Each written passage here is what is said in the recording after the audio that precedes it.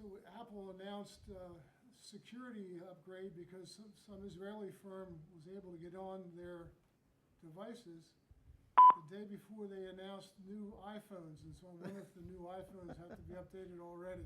Yeah. That'll help sales, I'm sure.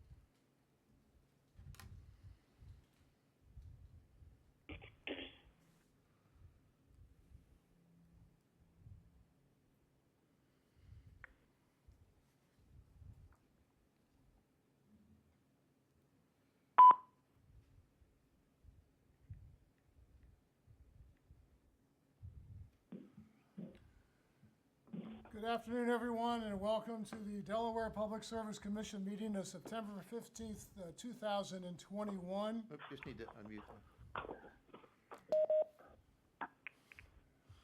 Good afternoon, everyone. The Public Service Commission meeting is about to begin. Do we have Commissioner Correa on the line? Commissioner Conaway? Here. Commissioner Drexler? I am present. And Commissioner Gray?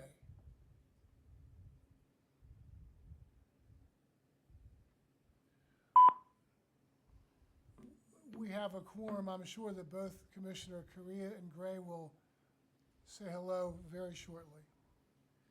We have today the reading of the meeting minutes of August 25th, public and executive. Is there any commissioner that wishes to make any changes or corrections to those minutes? Commissioner Conaway. As I was not present at that meeting, I would prefer not to make that motion, please. Commissioner Drexler. Yes, motion to approve the minutes of the August 15th public and executive sessions as presented. Okay. Commissioner Correa, are you on the line? Commissioner Gray. Mr. President, I'm here, and I vote aye. I believe that you have a motion on the table to accept the minutes. Am I correct? That's correct. And Commissioner Conaway, how do you vote? Oh, you're not going to vote. I Not voting? apologize. I'm not voting. Commissioner Drexler? Aye. And I vote aye. The motion carries, and the meetings have been approved. On the consent agenda, number 3 has been rescheduled at the request of staff. Are there any other matters on the consent agenda that any commissioner wishes to have placed on the regular agenda? Hearing none, Commissioner Drexler? Yes, I move approval of the consent agenda as presented. Commissioner Correa? Second the motion. Commissioner Correa? Commissioner Conaway? Aye. Commissioner Drexler?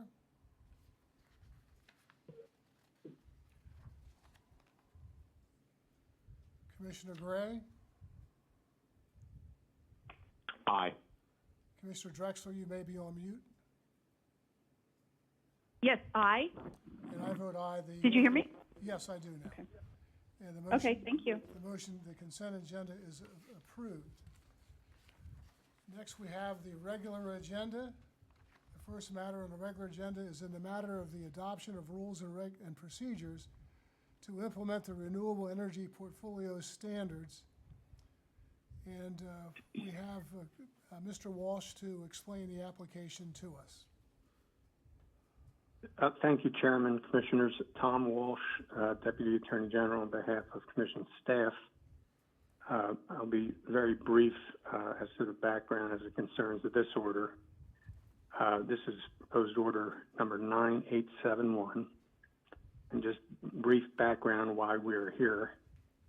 In June of this year, the General Assembly passed Senate Bill 2, which amended the Renewable Energy Portfolio Standards Act, which I'll call REPSA, at sections 352 and 360. That's Title 26 of the Delaware Code. And what Senate Bill 2 did was added the definitions, two definitions. The first being community-owned energy generating facility, and the second is unsubscribed energy. And Senate Bill 2 is attached as Exhibit A to Order 9871. Accordingly, staff amended its regulations, which are the rules and procedures to implement the Renewable Energy Portfolio standard, which is 26 Delaware Administrative Code 3008. Excuse me And just for a second, Mr. Walsh. Excuse me just for a second. Yes. Would everyone on the call kindly look and make sure that their device is on mute if you're not speaking? There is some noise in the background which is disconcerting. Thank you. Proceed, Mr. Walsh. Thank you, Chairman. So to match the Senate Bill 2 statute, which will go into effect once signed into law, staff has amended its regulations to include those definitions. And in doing so, the amendments are exempt from the APA's notice and comment mandates because they do not change the substance of the regulations. They're simply adding the definitions to make them consistent with Senate Bill 2. Therefore, there are no formalities required in terms of notice and public comment mandates under the APA. We have attached as Exhibit A red line, or a markup, I should say, of what I'll call now Reg 56, dare I say. And Exhibit C is the non-markup final version of the new regulations.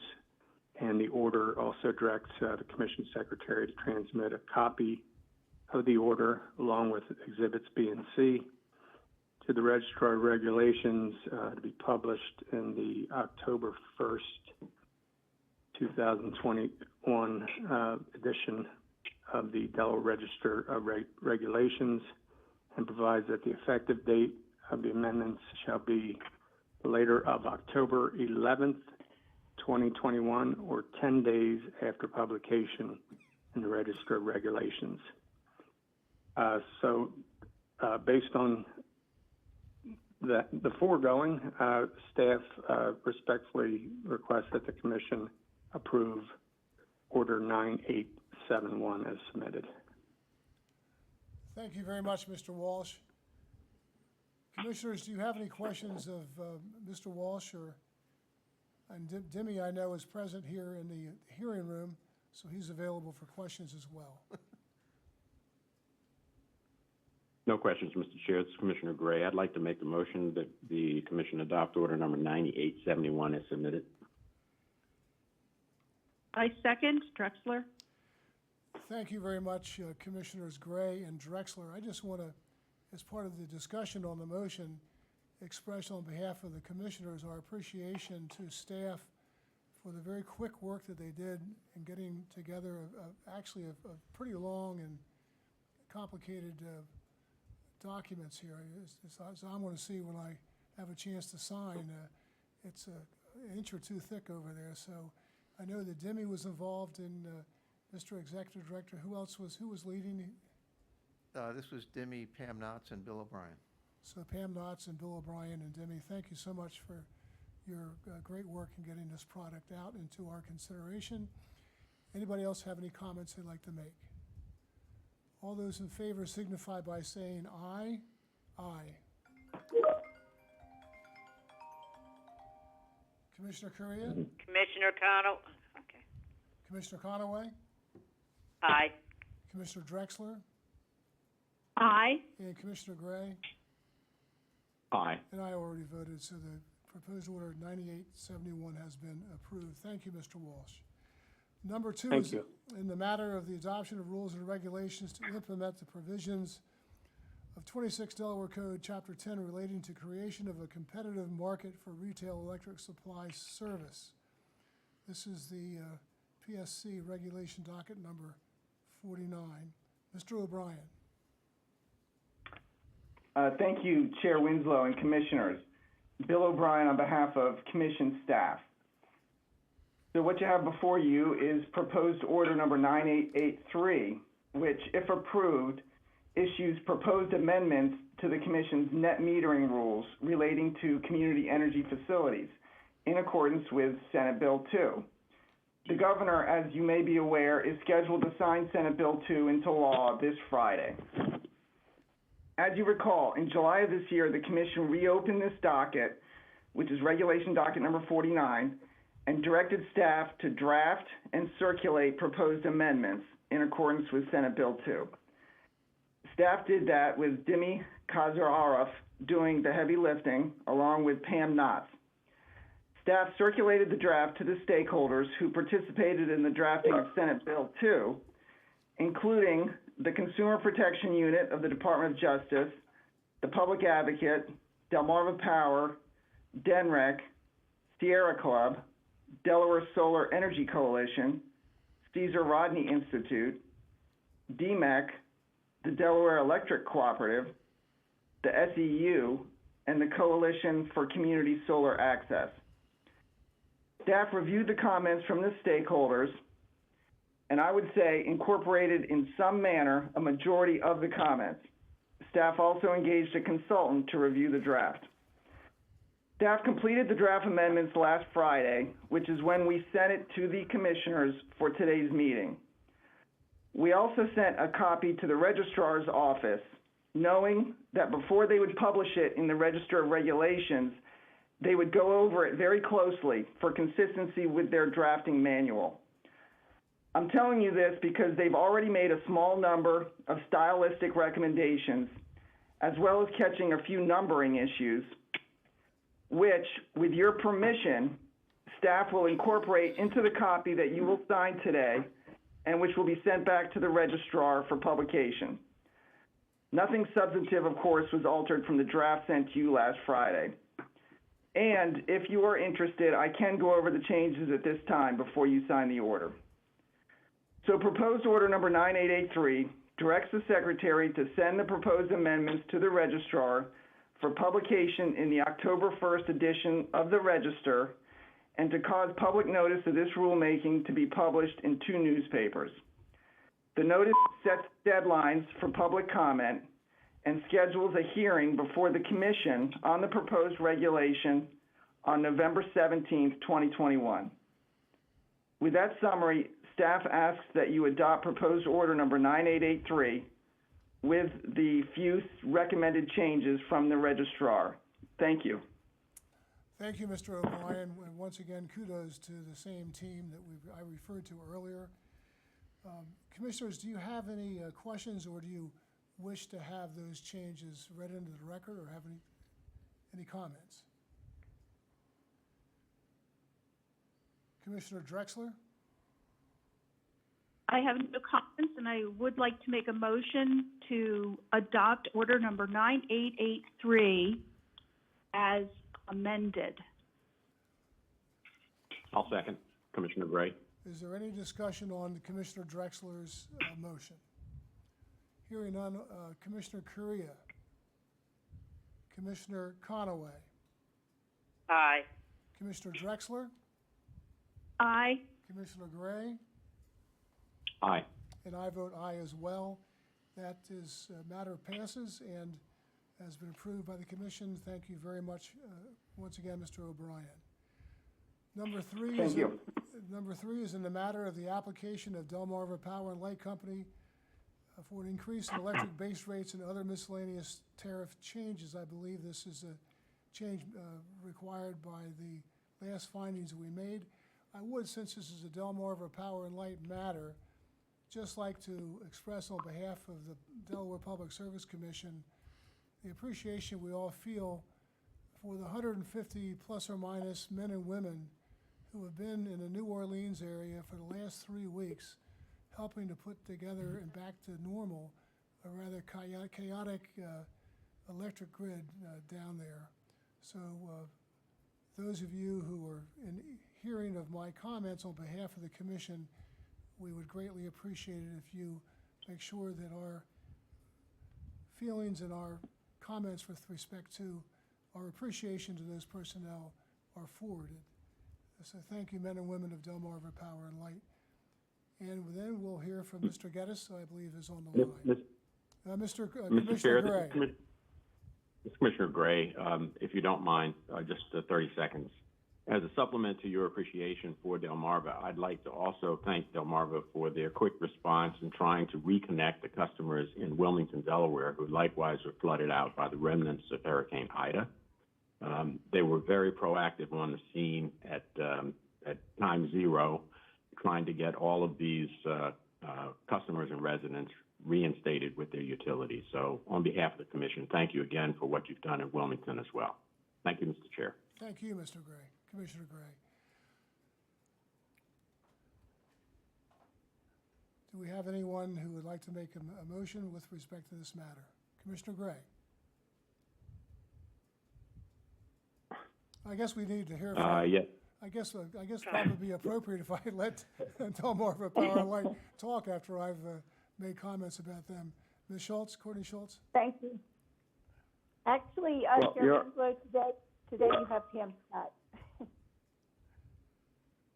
I'm sorry. Mr. Chair, Yes, sir. Mr. Chairman, Is this Mr. Geddes? would you like to hear from Delmarva? Would you like to hear from Delmarva first on order number 8884 or from staff? Thank you, Mr. Geddes. From staff, please. Thank you, Mr. Chairman and members of the commission. You have before you proposed order 8884, which would modify a prior order that you entered in this docket 20-0149 and reduce the distribution rates as a result of your hearings on August 4th by approximately $1 million in connection with the hearing held on August 25th, 2021, which would reflect the EDIT level balances that were approved in a prior settlement. As stated in the first ordering paragraph, the actual increase would be $16,729,583. In addition, the company will be filing their tariffs tomorrow, which I would state for the commission have been reviewed by commission staff and comments provided to Delmarva Council. And those rates would go into effect on September 17th. Accordingly, staff supports the order and asks that your favorable consideration of it. Thank you. Thank you, Mr. Geddes. Ms. Schultz, Courtney Schultz, DP&L. Ms. Scott. Ms. Scott. We're changing it up on you today, Chair Winslow. That's no problem. You're quite welcome to be here. Thank you very much, Chair Winslow and members of the commission. And as an initial comment, I just wanted to say we appreciate the comments with respect to Delmarva's efforts in both New Orleans and Wilmington, and we will certainly provide those comments back to those people that have been involved in those restoration efforts. As Mr. Geddes indicates, the purpose of this order is essentially to revise and replace the prior minute order in this docket, and it does reduce the revenue increase from 17,724,252 to 16,729,553, which is recognizes the EDIT balance matter that was discussed at the last meeting on August 25th.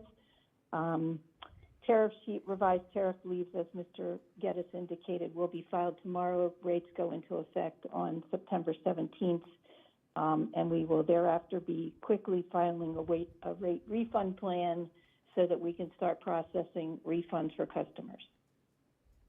With that, I would ask that the Commission support this order. Thank you. Thank you, Pam. Ms. Iori? Thank you, Chairman Winslow and Commissioners. The DPA supports the proposed form of order. The DPA has also had the opportunity to review the proposed tariff sheets and has no additional comments on them other than those that were identified by staff. And the DPA respectfully requests the Commission to enter the proposed order as submitted. Thank you. Thank you, Ms. Iori. Commissioners, any questions? Commissioner Conaway? Mr. Chair, Yes, sir. I yield. Commissioner Conaway? Commissioner Gray? Was Commissioner Conaway on mute, perhaps, Mr. Chair? She may be. In which Sorry. case, I cannot make that motion because I was not present at the two meetings. Thank you, Commissioner Conaway. Mr. Chair, Commissioner Gray would like to move that the Commission adopt Order Number 9884 as submitted. And I second the motion. Drexler? Any questions by the commissioners with respect to the, or comments to be made with respect to the motion? Hearing none, Commissioner Correa, I keep hoping he'll answer, but he hasn't. Commissioner Conaway is not voting, is not voting, or abstention? That's correct. Commissioner Drexler? Aye. Commissioner Gray? Aye. And I vote aye as well. So the motion does carry. Thank you, everyone. Thank you. And the next matter is number 4, in the matter of the application of Delmarva Power and Light Company for approval of modifications to its gas cost rates. There's proposed order number 9878, and I believe we have Mr. Jordan for the company. Good afternoon, Mr. Chair and Commissioners. This is Brian Jordan on behalf of Delmarva Power and Light Company.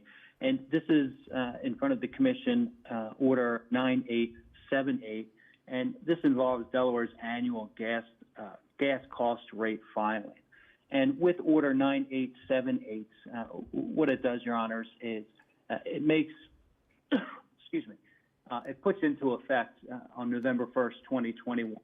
These rates, of course, subject to refund and pending the Commission's further review and final decision.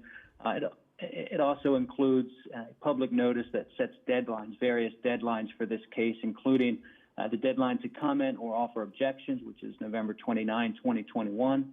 A deadline for public notice, for us to publish that notice on October 12, 2021. And a deadline for motions to intervene for October 26, 2021. I do want to take a moment and, on behalf of the company and myself, thank Mr. O'Brien and staff for putting together the proposed order before Your Honors. And I would ask that the Commission enter this order, and I'm happy to take any questions that Your Honors have. Thank you, Mr. Jordan. Mr. O'Brien? Thank you, Chair Winslow and Commissioners. Bill O'Brien on behalf of staff, and staff agrees with Mr. Jordan's summary of the proposed order. As he stated, it's an opening order. It's a typical opening order for Delmarva's annual GCR filing. It sets certain deadlines, approves interim rates subject to refund. I will say that once the parties have conducted discovery and completed their investigation, At that point, we will attempt to schedule an evidentiary hearing, and that will be the subject of further public notice at a later date. But with that, staff does ask that you issue proposed order 9878. Thank you. Thank you, Mr. O'Brien. Ms. Iori. Thank you, Chairman Winslow and Commissioners. The Public Advocate supports the proposed form of order. We thank staff for preparing it, and we ask that you enter it. Thank you. Thank you, Ms. Iori. Staff, Commissioners, do you have any questions? Commissioner Drexler. Yes, I would like to make a motion to adopt proposed order number 9878 as presented. Commissioner Conaway. Second the motion. Commissioners, do you have any questions on the motion? Hearing none, Commissioner Correa. Commissioner Conaway. Aye. Commissioner Drexler. Aye. Commissioner Gray. Aye. And I vote aye as well. The motion carries. Thank you, Mr. Jordan, Mr. O'Brien, and Ms. Iori. Number 5 is in the matter of the provision of standard offer supply to retail consumers in the service territory of Delmarva Power and Light Company. We've got proposed order number 9879, and we've got Dawn Kurtz Crompton on behalf of Delmarva Power and Light. Good afternoon. Thank you, Chair Winslow and Commissioners. This is Dawn Kurtz Crompton on behalf of Delmarva Power and Light Company. Also with me on the line today on behalf of Delmarva is Diana Novak, who is our Senior Energy Acquisition Analyst.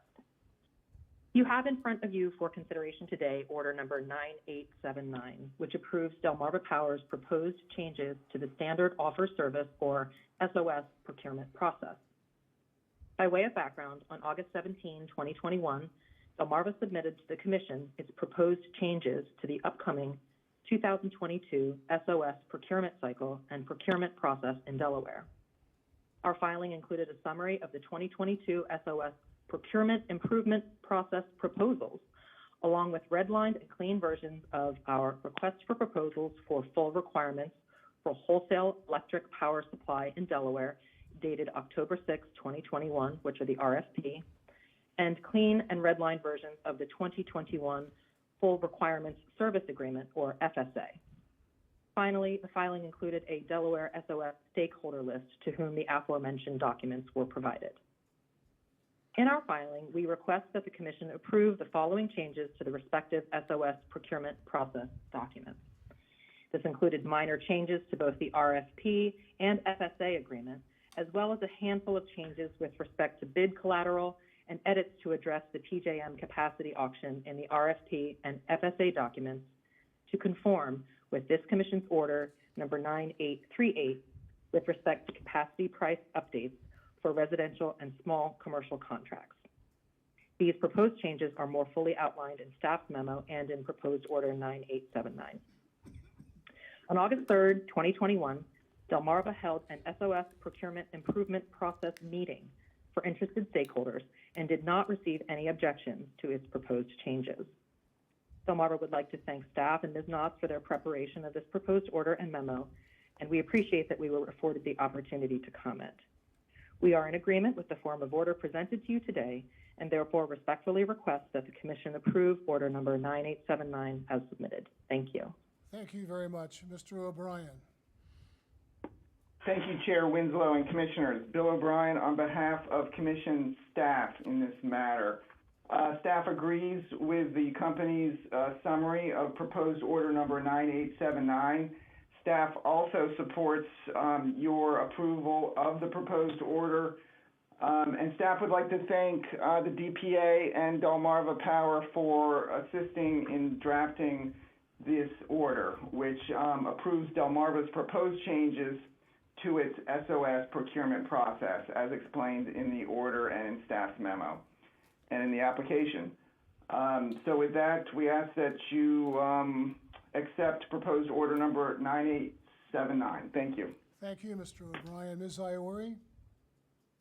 Thank you, Chairman Winslow and Commissioners. The DPA supports the proposed form of order. We appreciate staff's drafting the proposed order and staff's memo and the work that went into this. And we would respectfully request that the commission approve the order as submitted. Thank you. Thank you, Ms. Iori. Commissioners, do you have any questions of the parties? Commissioner Gray. Mr. Chair, I move that the commission adopt order number 9879 as submitted. Second the I motion. second. Commissioner Conaway, I believe, got the first syllable in ahead of Commissioner Drexler, so she will be the seconder. And are there any comments or questions from the commissioners? Hearing none, Commissioner Correa, Commissioner Conaway, Aye. Commissioner Drexler, Aye. Commissioner Gray, Aye. and I vote aye as well. The motion carries. Thank you, everyone. I appreciate your help. And this appears to be, I guess, the one name that seems to be consistent throughout all these today. It looks like it's Pam Knotz's day. Number 6, in the matter of the application of Chesapeake Utilities Corporation for approval of a change in its gas sales service rates, the GSR, we have Lindsay Orr from Chesapeake. Thank you, Chair Winslow and Commissioners. Lindsay Orr on behalf of Chesapeake Utilities. You have in front of you order number 9880, which will open the docket for Chesapeake's application for approval of a change in its gas sales service rates to be effective November 1st, 2021. Chesapeake filed its application in this docket on August 31st, 2021. As compared to the rates in effect on November 1st, 2020, the rates proposed in the application will result in an average RS2 customer using 700 CCF per year experiencing an annual decrease of approximately 1.02% or 88 cents per month, and a typical RS2 customer using 120 CCF per month during the winter heating season experiencing a decrease of approximately 1.16% or $1.80 per winter month. Order number 9880 opens the docket, sets deadlines for intervention and written comment, and permits the proposed GSR changes to become effective for usage on and after November 1st, 2021, subject to refund pending the Commission's further review and final decision. Chesapeake thanks Mr. Walsh and staff for preparing the draft opening order and respectfully requests the Commission approve order number 9880. Thank you. Thank you, Ms. Orr. Mr. Walsh? Thank you, Chairman and Commissioners. Tom Walsh on behalf of staff. Ms. Orr's recitation was thorough and accurate, and staff also supports the Commission's approval of proposed order 9880 as submitted. Thank you, Mr. Walsh. Ms. Iori? Thank you, Chairman Winslow and Commissioners. The DPA supports the proposed form of order. We thank Mr. Walsh for preparing it, and we support it as submitted. Thank you. Thank you, Ms. Iori. Commissioners, do you have any questions of the parties? Commissioner Conaway. Move that we adopt order number 9880 as presented. Commissioner Drexler? I second. Yes, I second. And does anybody have any discussion or comments they'd like to make on the motion? Commissioner Correa, Commissioner Conaway, Aye. Commissioner Drexler, Aye. Commissioner Gray, Aye. and I vote aye, and the matter passes. Thank you, Ms. Orr. Mr. Walsh, Ms. Iori. Number 7 is in the matter of the petition of the Public Service Commission staff and Delaware Division of Public Advocate to establish a regulation for distribution system investment plans for Delaware electric and natural gas utilities. This is proposed order number 9885, and Mr. Walsh for staff will kick this matter off. Thank you, Chairman Winslow and Commissioners. Tom Walsh on behalf of staff. We have presented to the Commission order 9885. In addition to setting forth the applicable sections, of the electric service reliability and quality standards, which are found at 26 Dell Administrative Code Section 3007. This order provides the following pertinent dates. On March 31st, 2021, Delmarva submitted its proposed ISR plan. During April through July 2021, the parties, which is Delmarva staff and the DPA, provided and responded to written data requests and participated in teleconferences. On July 29th, 2021, Delmarva filed its final ISR plan. August 9th, 2021, staff and DPA submitted joint comments on the final ISR plan. And those joint comments that memorialized their consultants' concerns with DPL's final ISR plan. And finally, on August 19th, 2021, Delmarva submitted comments to the joint comments, memorializing their responses to staff and DPA's consultants' concerns with the final ISR plan. That is the procedural background. This proposed Order 9885 simply seeks the Commission's acknowledgement under Section 6.3.5 of the regulations that the proposed ISR plan and final plan, together with any associated comments, have been filed and are consistent with the regulations for the reliability and quality standards. I should note, too, that the regulations expressly reserve the right for staff, DPA, any party to challenge Delmarva's spending when it attempts to recover any amount spent. With that, staff respectfully requests this Commission's approval of proposed Order 9885 as submitted. Thank you very much, Mr. Walsh. Ms. Iori? Thank you, Chairman Winslow and Commissioners. With your, excuse me, sorry, frog in my throat. Mr. Slater is going to handle this one for the DPA, and so I would turn it over to him. Thank you. Good afternoon, Chairman and Commissioners. Thank you for the opportunity to provide comments on this important filing. As you know, we strongly advocated for distribution planning. The goal of distribution planning, or the goals of distribution planning, are to understand a utility's process, plan, spend, and infrastructure upgrades before they happen, among other goals, simply a proactive review. There's several reasons we sought such planning, not the least of which is the fact that the spending caps from the merger, $250 million over a 5-year period, have expired, thus removing this Commission's most recent effort to rein in capital expenditures. Over the last 2 distribution plans, we've seen the rising costs bear out in the fact that Delmarva is planning to spend more in a 3-year period than they did under 5-year caps, where they saw the most significant improvement in their reliability metrics. As already mentioned, the 5-year cap on spending was $250 million over a 5-year period, so $50 million per year. In the 2020 report, their budget was $281 million over a 3-year period, which is $93 million per year. And in the 2021 report, their budget is $332 million, $110 million per year. And I think you see a stark difference in dramatic increase in spending. As shared during Delmarva's State of the Company, their reliability metrics are in the first quartile, and that is excellent. But I point out that the most significant improvement was during a time when this Commission imposed limits on capital spending. Now, there's several concerns I'd like to raise, and I'll be as brief as possible. Delmarva stated they collaborated with the staff and the DPA. I define collaboration as a two-way street to share ideas and work towards a common solution.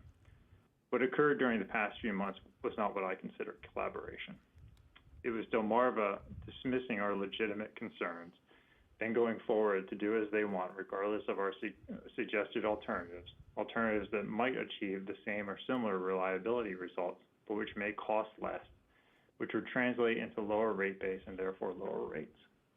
Now, we know Delmarva cares very much about the affordability and cost to their customers, as shared by Mr. Velasquez and Mr. Stockbridge during the State of the Company, where they stated such. However, when we asked why Delmarva hadn't performed any cost-benefit analysis for their projects, their answer was simply only if the Commission requested it. When we asked why there were no budgetary changes to the proposed spending in light of several other available options highlighted by our consultants, they wouldn't consider any budgetary changes. It's a spend-to amount and not based simply on projects. When we asked what the projected reliability improvement would be for the capital spend, there was no answer. And when we asked for non-wire alternatives that could delay, defer, or eliminate the need for costly upgrades, we don't believe that they thoroughly vet such things. But finally, and perhaps most egregious, when we asked about the rate impact on customers based on their projected spend, they said it's not within their normal course of business, which seems to kind of fly in the face of everything you heard at the State of the Company, where they talk about affordability and cost to the customer. In fact, reliability or affordability isn't even mentioned in their ISR. But since this was their answer, we asked our cost of service and rate design consultants to run the numbers. As noted in our written comments, Mr. Watkins' very conservative analysis estimated an increase of 5.5% associated with the proposed capital spending increases alone. The increase in O&M, vegetation management spending, and other expenses will most certainly mean a much higher increase on retail rates, more than likely exceeding 10%. And to me, it was inconceivable that this utility had made no effort to evaluate the rate impact of its proposed capital spending plan, but they didn't. Instead, they responded in the reply comments that the company declined to provide rate impacts in connection with this ISR plan because any calculation of rate impact would be speculative and imprecise. Yet they based some of their proposed upgrades on speculative load growth that may not occur. However, if they're saying, as they state, that projections are unreliable, then they should never use them and ask for a projected test period, as they did in their most recent electric rate case. But they provided projected rate impacts there, and for the energy efficiency rider, and for the renewable portfolio standard, and for the qualified fuel cell provider, just to name a few. But to take aim at Mr. Watkins' numbers, who is an expert before this commission, when they themselves won't do the analysis, I believe is wrong. It seems that they want you to believe that only they can do the calculation, but if they refuse to do it, no one else can do it, and no one else has a TI-83 calculator to plug in the numbers. Delmarva's initial filing on March 31st, 2021, which was their proposed filing, and their July 29th, 2021 filing, labeled their final 2021 Infrastructure Safety and Reliability Plan, did not change the budget by a single dollar. I'm sure that you'd be surprised by that.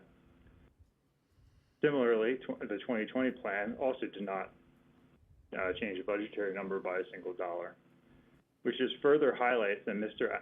Watkins' analysis is not speculative, but it is absolutely conservative, and that analysis shows a 5.5% to 10% increase in customers' rates. But worse yet, Delmarva is unable to tell their customers what they can expect once the company adds millions and millions of dollars to its rate base. Delmarva promises reliability, but can't or won't quantify how much more reliable of a system customers will enjoy. Remember, again, Delmarva's safety numbers are already in the first quartile.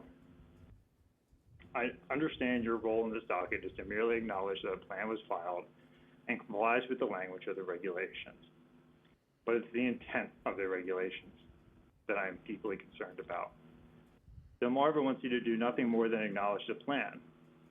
But I believe there is much more that you should do. You should ask questions. You should share your concerns. After this, the Commission can, on its own initiative, open a docket to address the concerns that we raised. This Commission can order that cost-benefit analysis must be performed, or require a meaningful demonstration that non-wire alternatives have been considered, and that customer cost impacts are minimized. and evaluate the rate impacts of the proposed spend. Delmarva customers deserve this, and it shouldn't be merely based on excellence value proposition. Thank you very much. Thank you, Mr. Slater.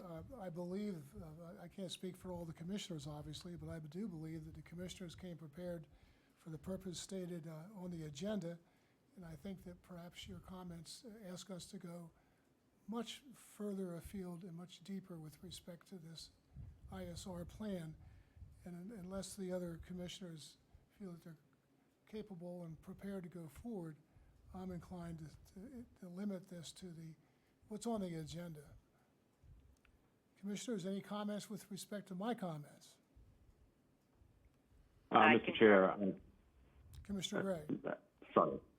I completely understand, Mr. Chair, and I would say I'm unprepared to move beyond the scope of what I was coming to the meeting expecting to address. Yeah. So I appreciate Mr. Slater's inputs on behalf of ratepayers, and I don't know who would represent the commission if I had a question for our counsel on this matter. I believe it would be Mr. O'Brien. Mr. O'Brien? Mr. O'Brien? Mr. O'Brien, Yes, you present? I am here. Yes, Bill O'Brien. So, Mr. O'Brien, I would wonder and ask the question, what authority beyond the filing compliance does the commission have to regulate the utility capital expenditure plans? And isn't it, or is it not risky if the commission asserts an approval position over ISR plans in as much as then the commission more or less owns the outcome? Those are two questions, but you can address them at the degree or level you feel is appropriate in a public forum. Thank you. Thank you, Commissioner Gray. And subject to any further comments from staff or DPA or Delmarva, to answer your question, under our regulations, which are somewhat new on this subject, the Commission is called on simply to acknowledge the filing of the ISR and whether it complies with the regulations. And I believe that's what's before you today, and that there is no dispute over the proposed order for you. Regarding, I believe, a more global question that you had regarding regulation of their capital spending plans, as it goes right now, you've got this regulation proceeding, which we all recognize has its limitations. But beyond that, it's more of a retrospective look that occurs during a rate case. And that's the way that regulation in Delaware and in many states have unfolded over the years. Whether or not the Commission wanted to take a more active role before spending is made, that could certainly be the subject of a new proceeding. But of course, the Commission is somewhat limited in what the legislature has envisioned for the Commission regarding, at least in my opinion, management of the system itself, being mostly with the Board of Directors. But that's certainly subject to argument on behalf of other parties and the public advocate if such a proceeding ever came before the Commission. But right now we've got this regulation docket, which concludes with the Commission's acknowledgement or not acknowledgement, and then we've got rate cases. But subject to any input from the other parties, that's what I have to offer. Thank you very much, Mr. O'Brien, for that feedback. And Mr. Chair, I have no further questions. Thank you. This is Commissioner Drexler, and I do have a question. Yes, ma'am. This is for Mr. O'Brien. Mr. Slater mentioned passionately a cost-benefit analysis should be done or could be done or can be ordered to be done or so forth. Has this ever been done in the past? For example, Delmarva is required to submit this annually, this proposed rolling 3-year ISR plan. In the past, has there ever been, in connection with this, that kind of a cost-benefit analysis outside of a rate case? Thank you, Commissioner Drexler. Well, certainly in connection with this type of proceeding or with this regulation docket, there would not have been one since we're so early in the life of this docket. There have been cost-benefit analyses provided in other contexts. I believe there may have been one in the context of AMI, but as I sit here today, I'm not even sure of that. But certainly the Commission has the authority to audit the books and records of any public utility. And as Mr. Slater mentioned, it appears that the company would perform such an analysis if requested by the Commission.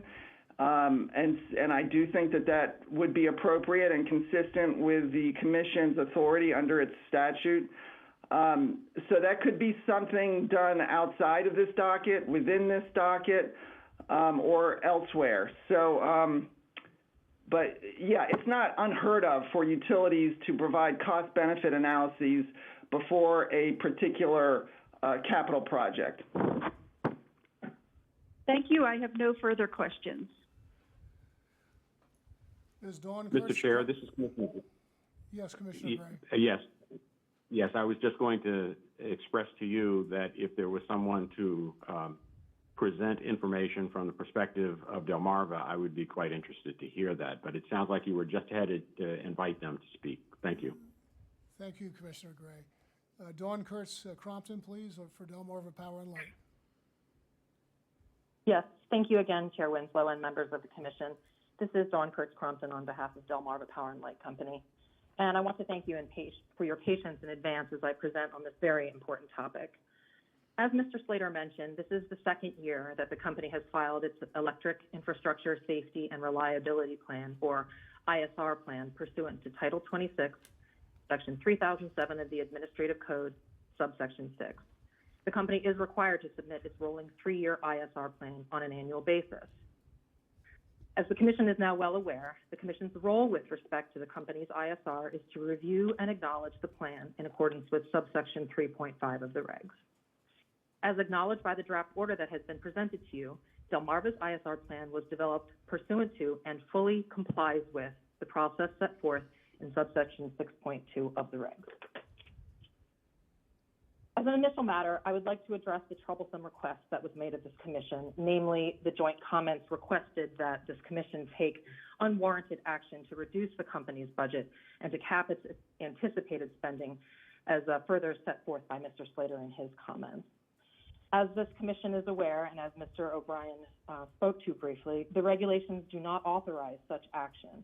And it was disconcerting to the company that the joint comments would even propose that the Commission do so in connection with the ISR plan. As Commissioner Gray so readily pointed out, Delmarva bears the ultimate responsibility for the reliability and performance of its system, and therefore Delmarva must maintain the authority for distribution system planning, as well as the investment decisions it deems necessary to ensure high standards of reliability. The company must also demonstrate that its investments meet the business judgment rule as decided by our board of directors. But that requirement arises only after 2 things happen. First, Delmarva has to make actual expenditures.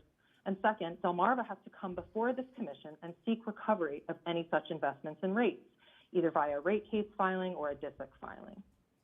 To be clear, the ISR plan is part of the broader distribution system planning, or DSP, process. And the ISR plan is just that. It's a plan for the current year and for the next 2 years.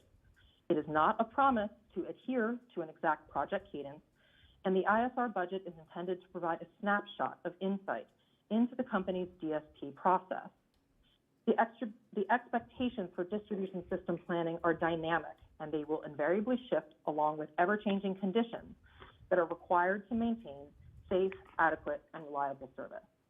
It is precisely for this reason that the ISR plan is neither the time nor the place for staff or DPA to challenge Delmarva's spending. With respect to planning process and project prioritization, as addressed in Delmarva's comments, the DSP process necessitates operational flexibility. The joint comments gloss over the complex planning that the company must account for when prioritizing projects. They assert that Delmarva has, quote, budget headroom, close quote, but the comments fail to appreciate that Delmarva has a long list of modernization and reliability projects that it would like to plan for and add to the budget each and every year, but Delmarva must pick and choose which projects to include based on ever-changing conditions and a rigorous project prioritization process. For that reason, if a project in the ISR is delayed, then the company may employ its business judgment to accelerate another high-priority project within that same year. But in no event will the company seek recovery of capital investments until after such time as those expenditures have actually been made and the plant has been placed in service. I want to take a moment here to contextualize the DSP process that led to this ISR report.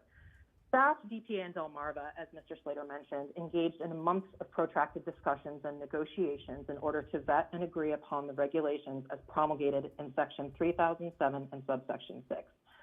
Those negotiations and protracted discussions just recently concluded, as is evidenced by the fact that this is only the second ISR plan that we are providing. So any suggestion that these were not well thought out and well considered by the parties should not be countenanced insofar as we have already been through this process and we have a very robust process in place for this. Also, there are appropriate times and places for objecting to actual expenditures. Again, those come later, but not here in the ISR process. I'd like to address briefly Mr. Slater's comments with respect to our spending during the merger commitments and moving forward. DPA alleges that Delmarva was able to keep its 2017 and 2019 spending at lower levels, but it's important to recognize that that spending was on the heels of the 2015 to 2019 cap that was instituted pursuant to the merger commitments. For those years, when the company did agree to certain budget levels, it was able to maintain the system in a safe, reliable, and adequate manner to achieve a 39% reduction in SAIFI and a 36% reduction in SAIDI. However, what DPA fails to recognize is during that time, the company necessarily had to defer spending on major projects, and so the following years naturally saw an increase in anticipated spending.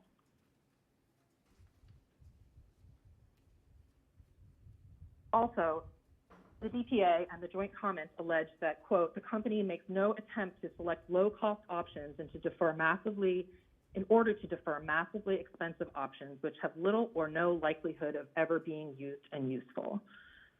Those statements have no place in distribution system planning because Delmarva's planning must evolve with technology, policy, customer needs, distributed energy resources, and other changing conditions, including extreme weather events.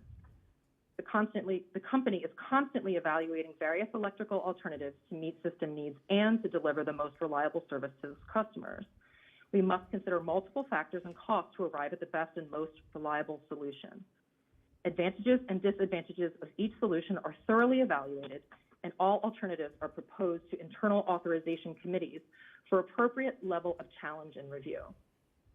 Moreover, only when it seeks cost recovery must Delmarva demonstrate that each of its investments are, quote, used and useful, close quote. And so this catchphrase has no place in DSP, especially because the Commission's review and acknowledgement of the ISR plan does not require, nor do the regulations contemplate, that level of scrutiny at this stage of planning. Moreover, in response to Mr.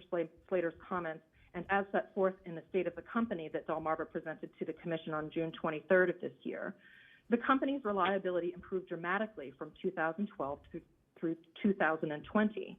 However, the performance for 2018 to 2020 was relatively flat despite the company's investments. This demonstrates that Delmarva cannot make one-time infrastructure improvements and expect reliability to remain constant, and that we must maintain and even increase levels of spending in order to sustain current reliability performance. The company is continuing to investigate and develop grid modernization strategies in light of the various challenges facing our state and nation, including an increased expectation of reliability, given that many Delawareans have been working and learning remotely during the pandemic. This and many other moving targets create an interrelated set of unique challenges and opportunities for all utility companies. With respect to Mr. Slater's comments concerning cost-benefit analyses, when evaluating any project, the company considers both project costs and quantifiable and non-quantifiable project benefits as part of the project authorization process. However, a cost-benefit analysis, or CBA or BCA, depending on which order you put the words in, it is a costly and time-consuming endeavor, and Delmarva specifically reserves that endeavor for evaluating technologies or initiatives that have not previously been presented to the Commission and which require an analysis of a societal benefit. Moreover, with respect to Mr. Slater's comments about rate impacts, as Mr. Slater stated, the company did decline to provide rate impacts in connection with its ISR plan because any calculations of the ratepayer impacts would have been speculative and imprecise because this is a planning document. The items that Mr. Slater mentioned on the phone with respect to the various times when Delmarva will prepare rate impacts pertain to opportunities when Delmarva is seeking a rate to go into effect. And there is a vast difference between seeking cost recovery from this commission and setting forth a budget and a proposed plan for this year and for 2 years looking forward. So during the ISR planning process, the company does not prepare detailed rate impacts for budgeted capital investments or estimated associated O&M projects on a project-by-project basis, nor does it prepare rate impacts for vegetation management or inspection and maintenance during its normal course of its planning. In conclusion, as this commission is well aware, utilities of the future are not just poles and wires. Rather, utilities must pivot to adapt and adopt grid modernization initiatives and ever-changing conditions. Delmarva is committed to continual improvement of its future ISR plan and will continue to do so by taking into account the feedback received in connection with last year's ISR plan and this year's ISR plan. We acknowledge that the ISR is a long-term process, and it will take several iterations of good faith collaboration to get the ISR plan to where Delmarva, staff, and DPA are all fully satisfied with the level of detail provided. But I want to make clear that the regulations do not require only that the parties meet and confer to discuss Delmarva's distribution system planning and its ISR plan. They do not require that Delmarva take each or any of the recommendations provided by the consultants, staff, or DPA in connection with its final ISR plan.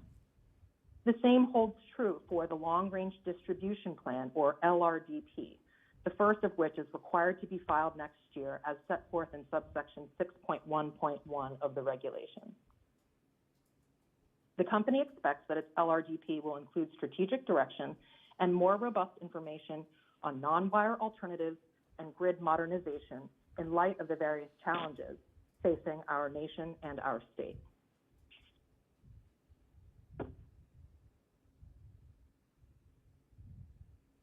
In closing, nothing raised by staff or DPA makes the final ISR plan deficient, and none of these detracting comments can change the limited role for the Commission at this stage. As previously stated, the company bears the ultimate responsibility for the reliability and performance of its systems, and therefore Delmarva must maintain the authority for distribution system planning and the investment decisions necessary to ensure it continues to meet high standards of reliability. Delmarva will continue to exercise its sound business judgment to make necessary enhancements to proactively maintain the safety, security, adequacy, and reliability of service for all Delmarva customers.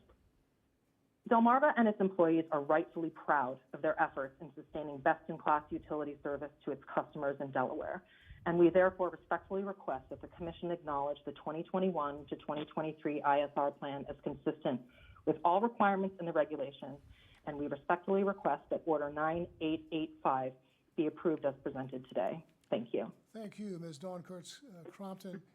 Commissioners, do you have any questions?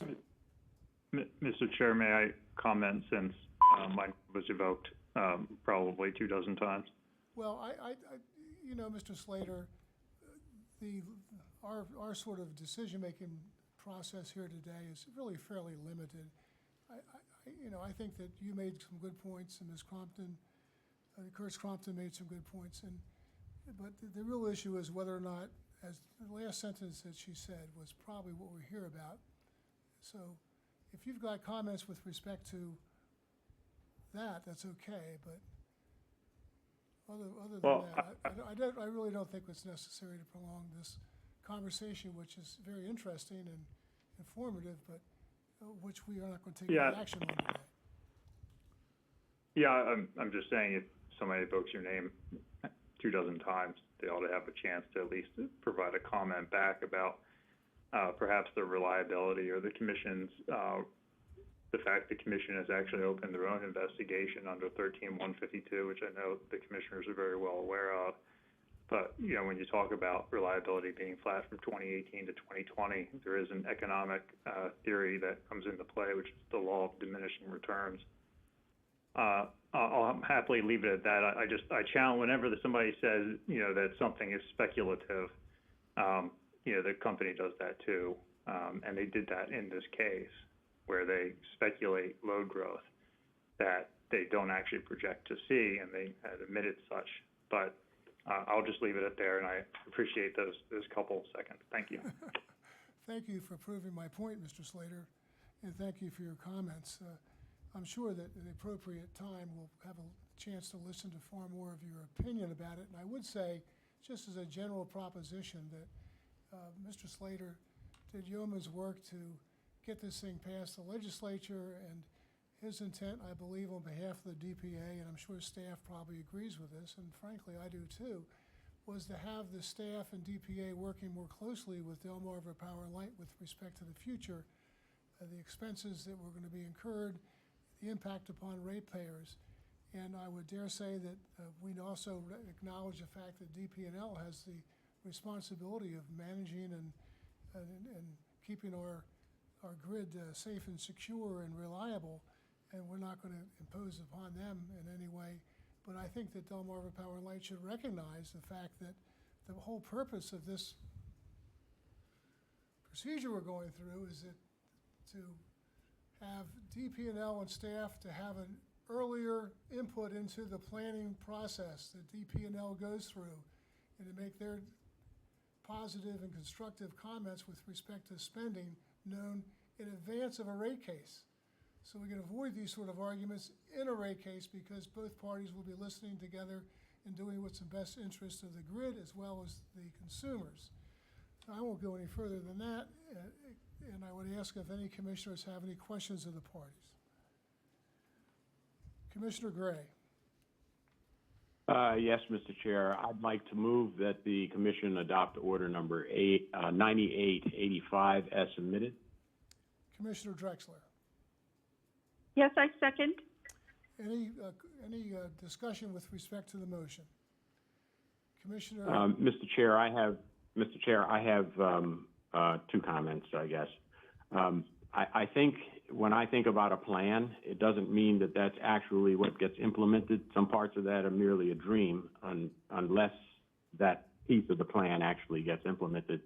And also in a plan for utilities in the future, it is an enormous number of parameters, assumptions, and scope definitions required. And I, as a commissioner, don't feel that I would be qualified to even evaluate some of the minutia that needs to be considered. And the cost of going through such a rigorous analysis, in my opinion, would, in my view,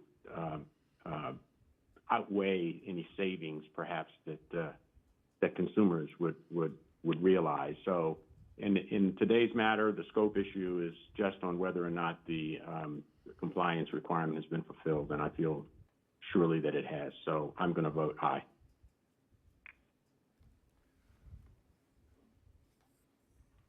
Commissioner Gray, is there a motion there? Or are you going to? I'm sorry, I did make the motion and render my vote. I'll withhold my vote until I see if we have a second. I believe I seconded. This is Drexler. Okay, so. Okay, so, Mr. Chair, that was my vote with comment. Okay, and we'll go to Commissioner Drexler for a vote. Aye. Commissioner Conaway?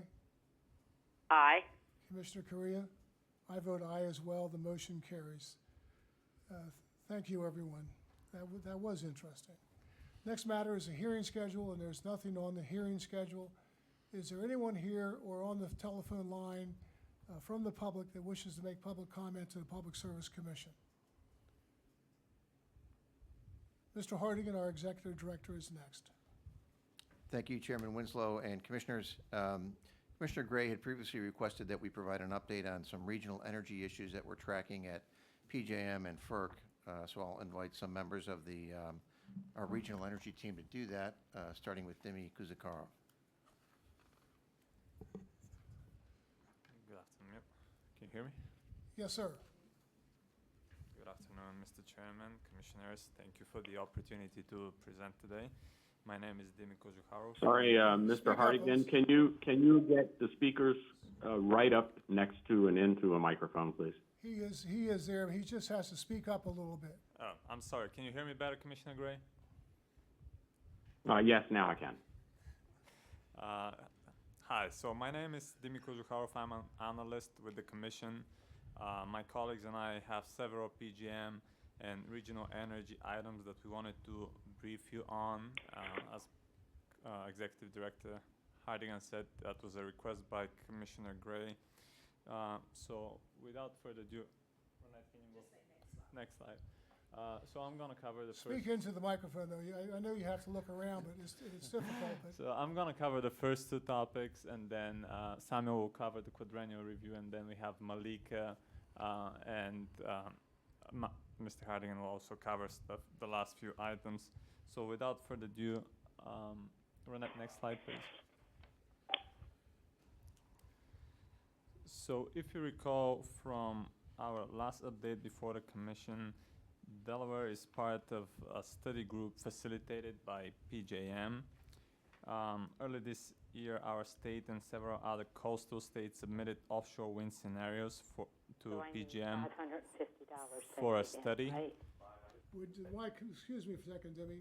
Those of you on the telephone, please remember to put yourself on mute. And so on July 15 this year, PJM presented the results of the study to staff. And just before we go into some of the examples that I have, I wanted to emphasize that the study is just advisory, and that the identified cost and locations are just for, information purposes, just to aid the state's decision-making processes. They are not addressing the cost allocation per se. So that's just important to emphasize. Next slide, please. So that's one of the slides provided by PJM. I just randomly picked scenario 6. And if you look on the left top corner, you can see Delaware is lumped with Maryland, just because, as you are aware, there are projects sponsored by Maryland that will be interconnected to Delaware, and that's why we're together in this. And below you can see the amounts that PJM has used for the analysis, and that 248 megawatt is the sponsored portion, sponsored by Maryland, and the rest is an amount that was determined by PJM based on the queue positions. So if we take those numbers and the rest of the offshore wind injections across the PJM footprint, Delmarva transmission zone would require $53 million in transmission network upgrades. Again, I want to just emphasize this is not cost that will be allocated to Delaware. And in theory, because these costs are network upgrades and they're caused by the interconnecting customer, they should be covered 100% by the interconnecting customer. However, PGM did not go that far to say, well, this is the case. So stay tuned. We'll hear more about it into the next phases. Next slide, please. But that is the general rule, that the new generator pays for the interconnection costs. Yes, that is the rule. And Malika would also talk a little bit about the different project types, but these are technically network upgrades, so they have 100% cost allocation to the developer, yes. And I guess it's good to mention that there may be a different arrangement, such as the state agreement approach, which has not been utilized in PJM, but is something in the tariff, where a state can voluntarily choose to pay for these transmission upgrades. The ratepayers can, have that cost allocation, and this is something that New Jersey is currently looking into, and they've put like a solicitation through PJM, so they're getting all these offers for transmission build out that their ratepayers are going to cover 100%. But again, this is voluntarily done by the New Jersey Board of Public Utilities. So also part of the study emphasized that there will be significant decreases in emissions as a result of the offshore wind. You're gonna spit on my glasses. Spit on them. Excuse me, somebody's looking for their glasses. I hope you find them. But would you put your phone on mute, please? And those of you who haven't looked at your telephone or your device to see if it's on mute, please now take that opportunity. So I was saying the results of the study show significant decrease in carbon and NOx and SOx emissions across the PJM footprint, with a higher percentage decreases in the coastal states. It also indicated a decrease in gross load payments, which also showed a similar pattern for LMP, meaning LMP can decrease. However, PJM said that a more detailed analysis is required to tell us the amount and just provide more background, and that's something they offer to do in phase 2 of the study. And also they can model in their scenario the deactivation of the Indian River 4 coal plant in Delaware, which we can assume is going to have also implications for the analysis. So that's all I have for offshore wind. If you have any questions. Commissioners, any questions? No questions. Next slide.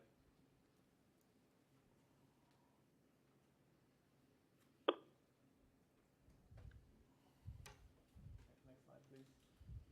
Demi, are you still there? Are you moving to the capacity Yes. market reform? Yes, He's yes. asking for the next slide. I was just asking for the next slide, sorry. So Okay. next I'm going to cover the capacity market reform.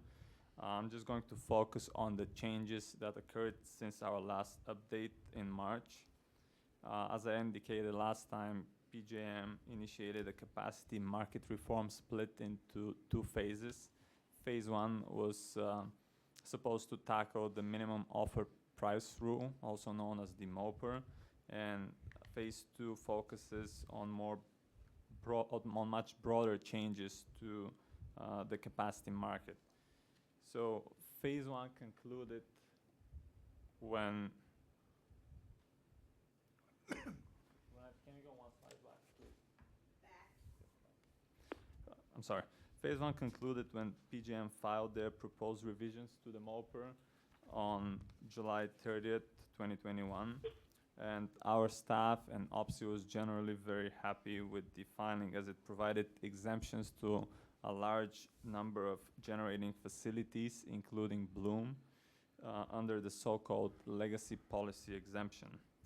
So on August 20th, OPSI filed in support of the PJM proposal, and this was a filing that Delaware voted in favor of. And I also have to give kudos to Commissioner Gray, who moderated the discussion. As you know, Commissioner Gray is the current president of OPSI, and he has the not the hard task of moderating these discussions where we have states like Kentucky and West Virginia and states like New Jersey and Maryland, which sometimes have opposing views on how the market should, perform and what kind of resources are best for, their ratepayers. So currently PJM is working on phase 2 of the capacity market reform. Next slide, please. And as I mentioned, phase 2 is much broader, and PJM is planning to review several issues previously identified by OPSI. A few of those major issues include the level of capacity procurement, the load forecast, and also investigating the potential for a clean capacity auction, just to name a few. Each topic will be handled by a different committee or task force at PJM, and some will be tackled during the tariff-mandated quadrennial review. And with this, I'm going to pass to Samuel, who will talk a little bit more about what the quadrennial review is. Thank you. Thank you, Demi. Can I ask you, Matt, and others to try and hold to a 3-minute presentation for each of your sections so we manage the amount of time? Thank you. Next slide, please. Good afternoon, Chairman and Commissioners. My name is Samuel Kane. I'm an analyst here with the Commission. I believe this is my first time speaking with you all. Can I get a confirmation that you can hear me on the phone? Welcome, Samuel. Yes, we can hear you on the phone. Great. Yes. Thank you. Ronette, next slide, please. I'm here to talk to you today about the quadrennial review, which is a formal study conducted every 4 years to assess the required capacity necessary for the bulk power system to remain reliable. The quadrennial review is required by the PJM tariff and is used to assess key parameters that define the capacity market. The 3 parameters I would like to highlight today are the variable resource requirement curve, the net cost of new entry for capacity market resources, and the reference resource. The VRR curve is what PJM uses to determine the amount of capacity they will procure during the base residual auctions to meet reliability standards. At the time of this presentation, the Brattle Consulting Group has held 3 educational sessions with PJM stakeholders. Session 1 focused on the VRR curve. The curve is currently designed to set the quantity of capacity PJM procures as a function of price. The VRR curve is a projected supply and demand graph that delineates how PJM expects the market to behave and how PJM will act during base residual auctions. The curve shape is defined by PJM's target reserve margin and the net cost of new entry for capacity resources, or net CONE for short. The installed reserve margin of capacity resources is typically targeted to be around 15% more than the forecasted peak for the RTO. Brattle, the consulting firm hired by PJM to carry out the quadrennial review, defines net CONE as the estimated long-run cost of marginal cost of capacity, with capacity being defined as the missing money for generation owners, or the amount of costs left over once revenues from the energy and ancillary services markets have been taken into account. Net CONE is designed around a reference resource. Currently, PJM is using the combustion turbine as its current reference resource, and discussions are ongoing with stakeholders, Brattle, and PJM to see if this needs to be changed. Setting the estimated cost or price for new entry is a tightrope balancing act, as the price must be high enough to meet reliability goals by incentivizing new entry of capacity resources, but not so high that efficient exit and retirements are still possible when surplus capacity exists. Next slide, please. The quadrennial review is important to Delaware because it offers visibility into the inner workings of PJM and because it is directly tied to the capacity market. The VRR curve outlines how PJM will act during base residual auctions, so the quadrennial review provides states and stakeholders a chance to influence the process. Unfortunately, in the past few years, PJM has consistently over-forecasted peak energy demands for our RTO region. This, along with past VRR curves, have caused PJM to over-procure capacity resources, leading to a reserve margin that has been closer to 20% more than the forecasted peak.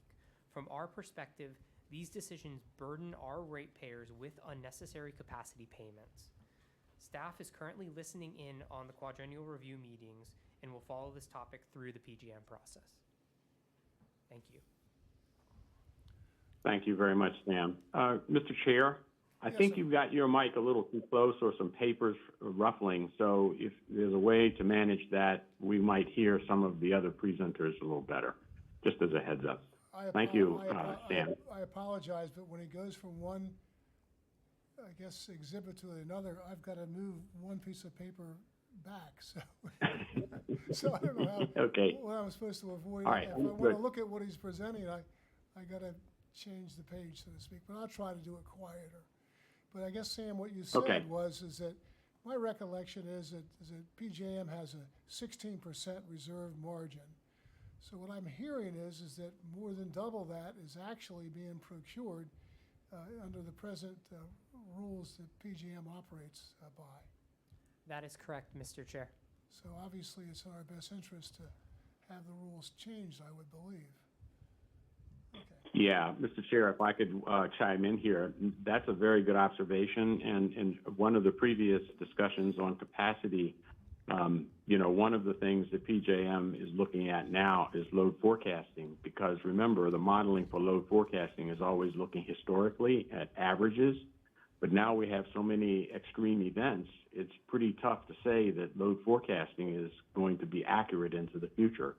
So there's lots of changes behind the scenes that PJM has recognized are problems, and they're trying to address them. So staff is just trying to give our fellow commissioners an impression about the many challenges that are floating today. Thank you again. I believe Malika is up next. Yes, I'm ready. Could you go to the next slide, please?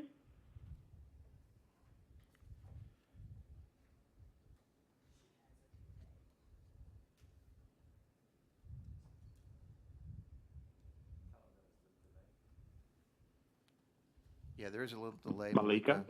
Malika, All right. Are you there? The first topic I'll be talking about is the Regional Transmission Expansion Plan, or the RTEP. This plan identifies the needs of the grid up to 15 years in the future, and it's conducted through an open process where member stakeholders and regulatory agencies have opportunity to comment. Next slide. The first category for RTEP projects is network upgrades, similar to what Demi mentioned with the offshore wind planning. The next is immediate need reliability projects, and those are urgent projects that may or may not go through a competitive process because they are needed immediately. And those projects, however, are subject to competition unless it's an immediate need project where they need to forego that part. Next slide, please.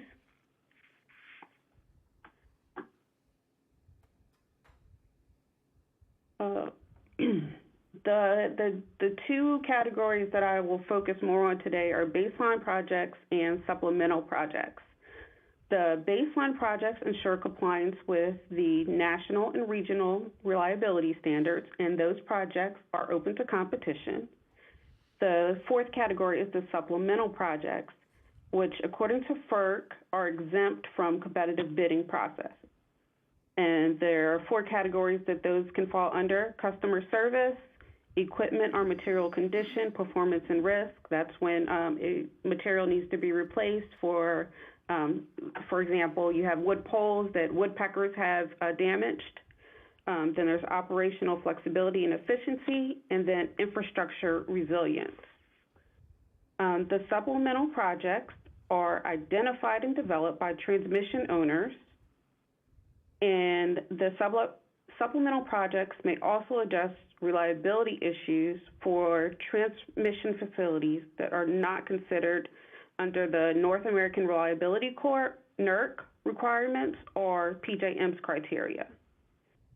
PJM does review the projects to evaluate their impact on the regional grid, but they are not subject to approval by the PJM board. And baseline projects for reliability are allocated based on the beneficiary by zone. Supplemental projects are allocated to the transmission owner. Next slide.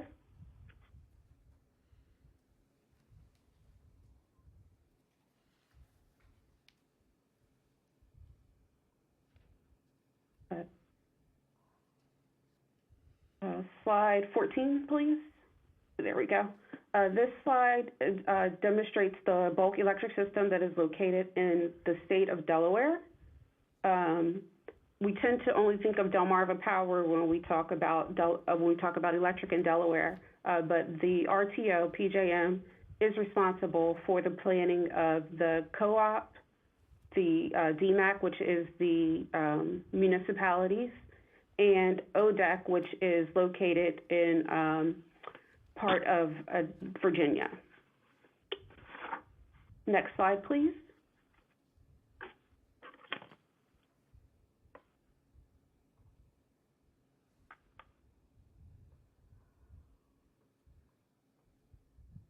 Okay. This slide, at the top, you would see that a comparison of the supplemental to the baseline projects. The bottom shows a comparison of the NERC or PJM-driven baseline projects versus the TO-driven projects, which are open to competition. So you can see that even though PJM is the regional transmission planner, the TOs have more influence since they tend to follow a path of rebuild and replace rather than upgrades or non-wire solutions, which may be less expensive. Remember that the supplemental projects are exempt from competition. Malika, if I can interrupt just with a quick question. So as I look at these charts, what I'm seeing is that the transmission owners, which are driving the supplemental projects, are really driving cost into the PJM footprint. Is that a good statement? Cost to the ratepayer, yes? Yes, yes. Okay. As you can see, in 2020, the supplemental projects were almost 10 times the amount for when compared to baseline projects. And what control, if any, does PJM have over the deployment of the supplemental projects? Do they have governance, oversight, project management at all over the supplemental projects, other than to ensure the integration to the grid? They do not. The TOs oversee the project management. The TO is transmission owners again. Yes. Okay, so I think just as a footnote for my fellow colleagues on the commission, I think in our discussions between OPSI and the FERC, we've kind of raised the state's members of OPSI's PJM footprint have raised concerns with the FERC, and I think some of the FERC commissioners agree with us that is there a better way to try and manage the impact of the TO's supplemental projects, the impacts of cost on ratepayers? Don't know that there's a good solution with that at the moment, but it's at least recognized to be perhaps a risk and a problem of financial burden. So I'll leave that, Malika, back to you. Okay. Next slide, please.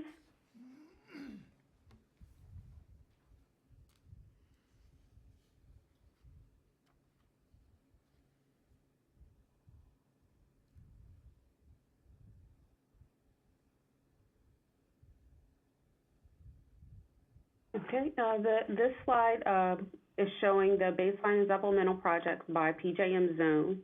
And I'd like to point out that Delmarva Power had $125 million in baseline and $510 million in supplemental projects in 2020.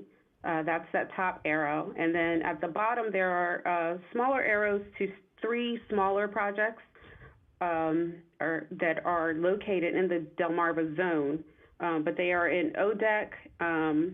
There's the NRG project, and then there's the Silver Run project related to a project in Delaware.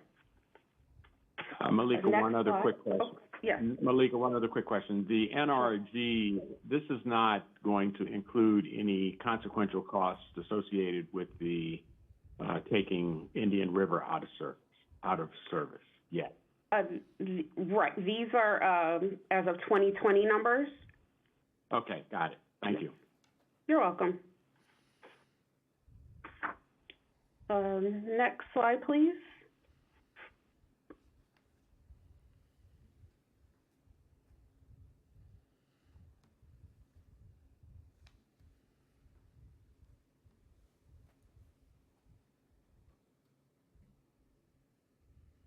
Now I will speak about the Indian River retirement. As we know, earlier in this year, in May 2021, NRG requested deactivation of the Indian River coal plant. A thorough analysis on the effect of that deactivation is being conducted by PJM, and their initial analysis indicates that the deactivation will adversely impact the reliability of the transmission system. Many solutions, including upgrades to baseline projects, are being considered. And as you can see from the numbers, the estimated cost is about $117 million. And the in-service dates, with the earliest project being in service in 2023 and the latest in 2027, Indian River is scheduled to be retired May 31st, 2022. And as was recently reported in in Delaware news publications, PJM and NRG are working on a reliability must-run agreement, which would mean that Indian River would not retire in May 2022. They would operate throughout so that these projects could come online. And PJM is going to give an update in October about the status of that agreement or any of their analysis on those projects that they have targeted to operate in the meantime while Indian River is going out of service. And that's all I have. If there's any questions, I can take them now.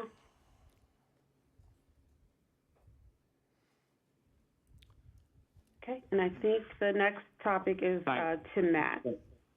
Thank you, Malika. You're welcome. Thanks, Malika. And Ronette, if we can go to the next slide. So pinch hitting today, commissioners, for Amy Willey, who couldn't be with us, but I have two quick items to cover. One is FERC Order 2222, and then the PJM interconnection queue. So regarding 2222, this actually began in 2016 when FERC issued a notice of proposed rulemaking to allow distributed energy resources to participate in the wholesale market. In September of last year, they issued their initial order, and then they issued two orders this year, 2222A and B, with more detail regarding how this will be implemented. The PJM has a stakeholder group working on this. They just issued a rather voluminous straw man proposal that is being evaluated by the stakeholders, and their filing to FERC is due in February of next year. Next slide, please. So the reason this is important for us is because it gives us an opportunity, or DER customers an opportunity to earn more money because their resources that are not receiving revenue now can be aggregated so that they can receive revenue for those things they're not being compensated for. FERC did clarify that customers cannot be compensated for the same thing twice. They either have to participate with their DER in the retail or wholesale markets, but not both. The Commission will continue to have jurisdiction over the interconnection process.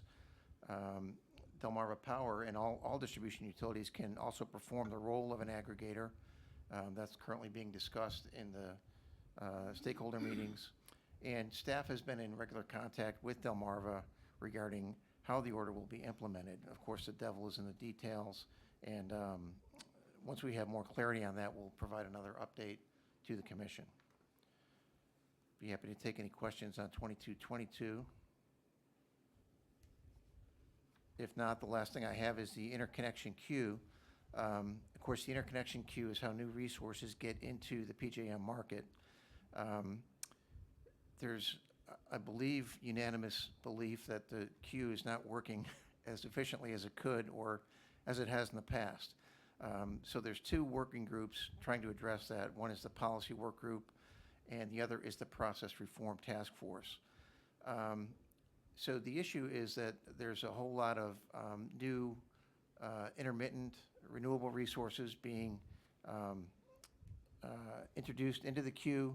And when something is introduced into the queue, PJM does a lot of analysis to determine, obviously, the impact on the system, but also the cost that the generator would incur by interconnecting.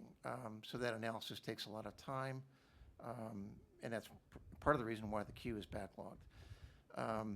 PJM has requested to temporarily close the queue, and FERC has agreed to do that as they work through this process. So again, this is another issue that is ongoing that we can update you in the future when there's more clarity. So any questions on anything we covered today?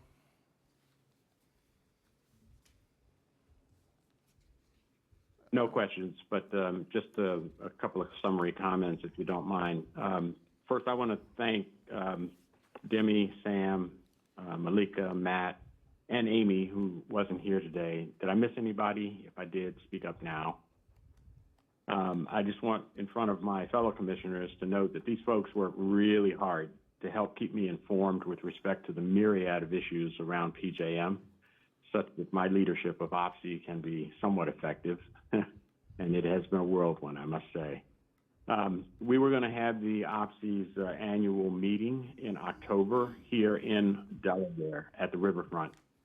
But now we're going to do it virtually because many states and PJM still are under a no travel restrictions. So we're planning with an agenda for those meetings as we speak. I've always felt it's important to try and bring some of these issues to the table so my fellow colleague commissioners can understand what we're dealing with at the regional level. So thanks again to all of the staff. Thanks also to the commissioners for putting the time aside to get this overview. Any questions for me? No questions, but thank you, Commissioner Gray, for putting this on the table and giving us this information, and thanks to all the staff members that participated. Mr. Chair, can I make a comment about the supplemental projects? Absolutely. So I just want to respond to Commissioner Gray on the supplemental project. One of the things that our office, in relation also to CAPS and also with the SUCA, we've seen one of the challenges has been that PJM doesn't necessarily look at the supplemental projects, and in talking to some of their boards of members, they kind of say that the commission does that, and of course the commission doesn't do that, and that it really just falls back on the TO. So we share your concerns on the cost impact to the ratepayer of these supplemental projects. As staff pointed out, and they're well thought out and put together presentation, the cost of supplemental projects has increased dramatically. And, everybody together is trying to find out, where exactly would these be vetted. So to the extent that, we can join with your efforts and with through CAPS and the SUCA in our office and NARUC and your leadership of OPSI, we would greatly appreciate it. Thank you. Yeah, thank you, Mr. Slater. And my sense is that at least the current mix on FERC is sensitive and empathetic with these issues as well. So we just have to craft something that's a meaningful solution that brings value to, the ratepayers at the table. Thank you for that input and that offer. Any other questions or comments, concerns? So, Mr. Chair, I yield back the segment of the agenda to you. Thank you, Commissioner Gray. Just out of curiosity, is there anybody from PJM or DP&L or any interested person out there that has any comments they'd like to make? Okay. Are there any other administrative matters, Mr. Hardigan? Two, Mr. Chairman, please. I just wanted to clarify earlier that the item that was tabled until the next meeting was PSC docket 210536, which is a artesian wastewater CPCN application concerning the town of Milton. I apologize if there was some confusion about that. Our next meeting will be October 6th, and at that meeting we will have a hearing regarding the Viola Environment 215 application pertaining to an indirect change of control with Suez Water. Thank you. Thank you, Mr. Hardigan. Ladies and gentlemen, we are now adjourned.